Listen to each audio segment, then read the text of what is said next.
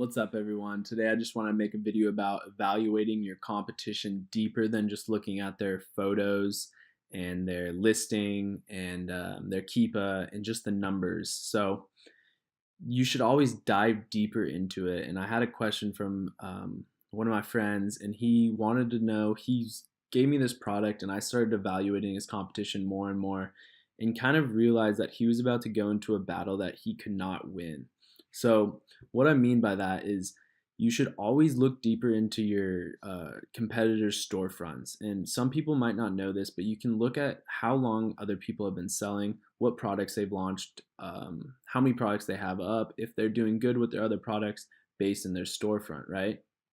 I'm going to show you guys that.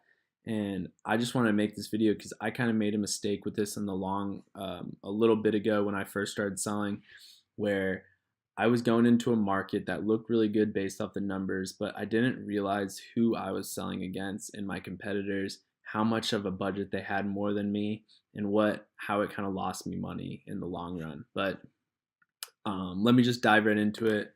I'm just picking this as an example because I was going to launch this product when I first started kind of doing my fitness brand. If you guys have seen my past video about my first product, this was going to be my second or third product that I was going to launch behind it. But I'm glad I didn't. Now looking at the competition, I was just looking at it before I make this video. And let's kind of look into it and I'll see what we got. All right, let me throw this Jungle Scout up. It's an ab wheel roller. I don't really need to explain it. We'll just kind of look at the numbers and look at the competition. I'll show you guys why I'm glad I didn't do this and what you should be looking for when you're about to sell a product. Don't just base it off the numbers, guys. I'm telling you, there's so much more that goes into it than just the numbers, but I'll show you guys real quick. So as you can see, it's a pretty good market. People are doing sales, 2,300, 4,000, 2,800, 1,300. So pretty good market. Not much depth in it, as you can see these people on the first page. But even if you're doing 6,000 a month revenue, wow, 1,300 reviews. That's not bad. I don't recommend it just because it's super competitive, as you can see from all the reviews these people have. But what I want to show you guys is how you can, besides just looking at their pictures and things, you can go to their storefront, right? But let's look at sports research. This is the bestseller. He's obviously going to have a really good, I'm assuming he's going to have a good storefront. He probably has multiple products and he's probably been selling for a while.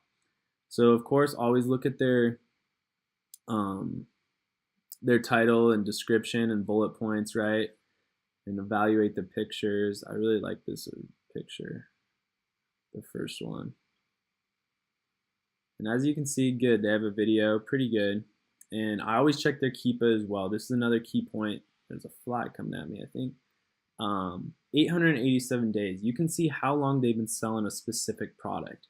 Another thing you can look at on this Keepa app is if they run out of stock, what months are slower than others, etc. This isn't a good example because I don't think they've really ran out of stock, besides maybe there for like a very short time. But I'll show you another example.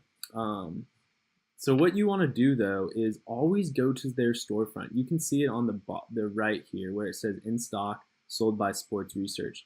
Click on their storefront name, and a couple things you're looking at here. So this person has 23,000 ratings in the last 12 months, which is really insane. So I can already tell you they're going to be a huge seller, which I kind of expected. They're rated first for their #1 keyword in this niche. So they sell supplement products and pretty much all fitness related.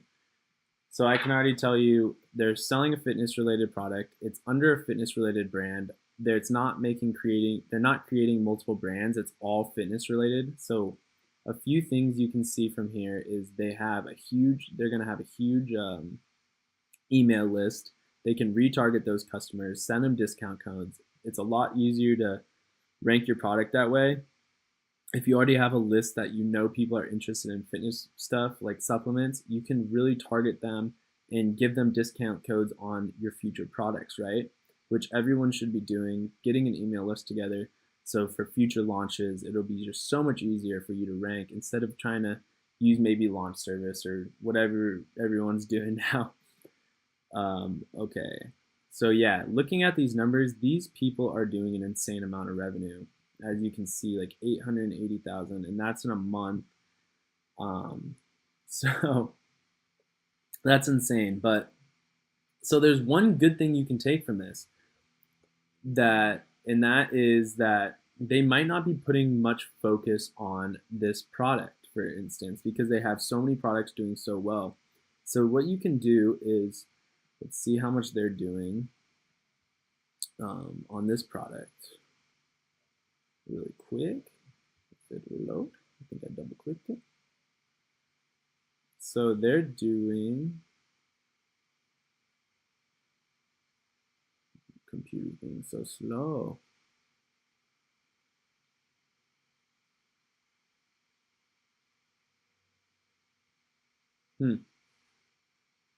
It's not going to show me, but I'm assuming they're not doing that much. They're not doing 800,000. So what you can get from this is you can say that maybe they're not putting all their focus onto this product and they're kind of avoiding it. What I always like to see if people are avoiding it is, again, see how much they're running out of stock, right?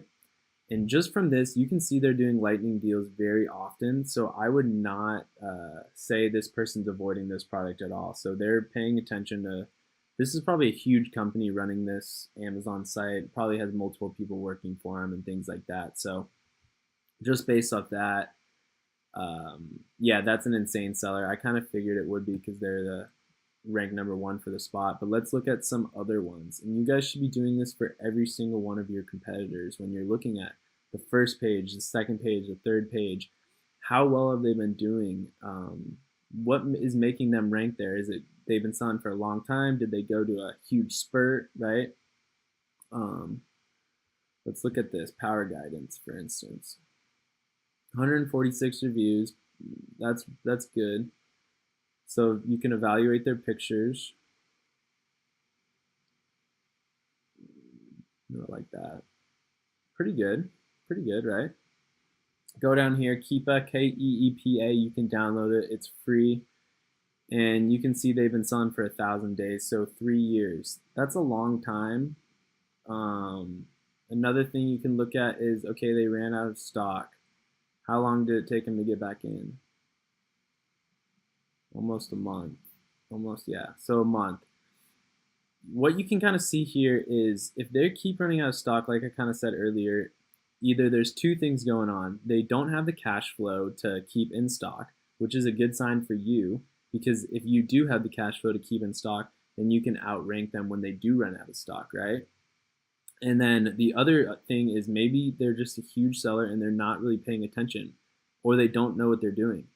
You should know you never want to run out of stock, because what happens is you have to relaunch your product and it costs you a lot of money. I learned it the hard way. But again, what you can do is come up here where in stock and go to Power Guidance, their storefront. And you can check their ratings, 546 ratings in the last 12 months. That's good. They're going to have multiple products. Right here in the top left, so you can see they have 24 products, 24 results, meaning 24 listings up right now. And just looking at this, you can tell, so they've built a brand around this fitness niche. Again, they have launched 24, was it 24? Yeah, 24 products, all right? If you're a first-time seller, really think about that. With every product you launch, you learn more and more about each thing, whether that be about how to rank, how to get reviews, what the best strategy is to launch. Just little things that you learn from each product. So if you're a first-time seller and a bunch of your competition have launched over like 10 products, really reconsider maybe about competing against those guys, right? I don't know. It's hard because I launched in this niche where I thought I was going to do really well, and I didn't really do this for this product because it was when I first started selling, and I later realized all of these guys were huge sellers and it was kind of a new niche, and then it ended up getting swarmed by sellers. But all of these guys were just huge sellers. They had over like 50 products, and they just like found this product that was doing really good, and they were throwing a lot of more money than I could throw at it because I didn't have the budget to do that. And that's how they were getting so many sales, right? And I couldn't compete against that. So it was like my like $3,000 to $4,000 budget for that product that I wanted to do was nothing compared to them because they were just throwing that at it and ranking their product to the first page.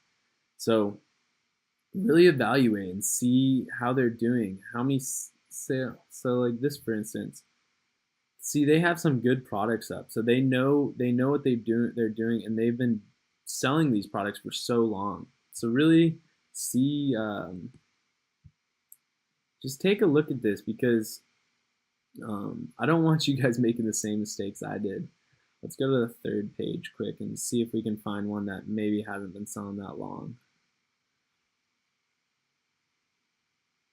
When you do find people that say are doing really good in a niche and they've only had like one or two products and they keep running out of stock and things like that, those are the opportunities you want to leap onto.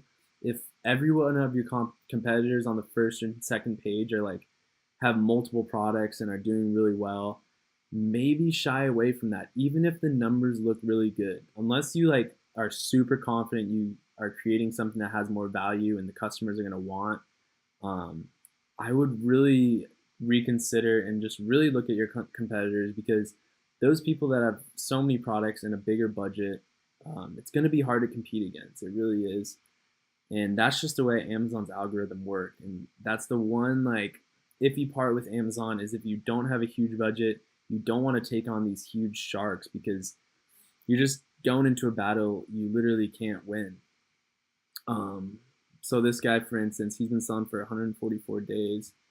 But my main point that I want to see is just go look at their storefronts. See, so 6 ratings. This is probably his only product, if maybe he has 2. Okay, so he has a couple, and they're not doing that great. I'm assuming. But my main point is when picking a product, don't just go by the numbers. Really look at your competition. Who are you going against? Are they running out of stock all the time? And you can kind of figure out if they have that budget to keep in stock, if they're paying attention to it. If they're not running out of stock and heavy advertising all the time, maybe reconsider going against those people.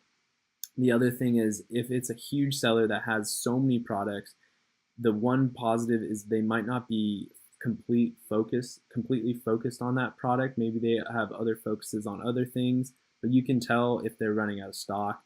Are they dropping their price? Are they doing lightning deals? And if they are, that means they are still paying attention to that product, right? But just really evaluating your competition, seeing who you're competing against, and getting an idea before you kind of jump in and go against these other sellers. Like, you want to know who your competition is. Evaluate them more than just the reviews, the listings, and just like those little things. Really go to their storefront, evaluate who they are, how much money they have to spend. Do they have a brand built around it? And just little things like that. But I hope that kind of cleared some things up. Sorry if I ranted a little bit, but yeah, hope you guys learned something, and I'll see you guys in the next video. Later.